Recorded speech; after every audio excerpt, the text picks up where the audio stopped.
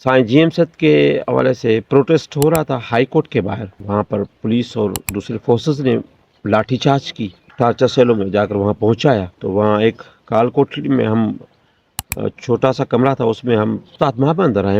हमारे उम्र रसीदा जो थे, तो उन्होंने उनको निकालने की कोशिश की, इसको बाहर निकालो गाली देकर। तो मैंने कहा कि आपको शर्म आनी चाहिए, ये आपके बाप दादा की उम्र का है, आप इसको गालियां दे रहे हो। तो उन्होंने कहा कि तुझे बड़ा शौक है। उन्होंने कहा छोड़ो, फिर मुझे गालियां देकर बाहर निकाला। सुबह को कोर्ट से लेकर ये मुझे लांडी जेल लेकर के वहाँ पर उन्होंने, जेल वालों ने मुझे नहीं लिया। अपने पास नहीं रखा? फिर जब सेंट्रल जेल लेकर आए, वहाँ पर जैसे बशीर खान को पता चला कि वो मुझे लेकर गए, तो मुझे अपने हाथों से वो खुद दबाते थे। बशीर खान कुरैशी? बशीर खान कुरैशी।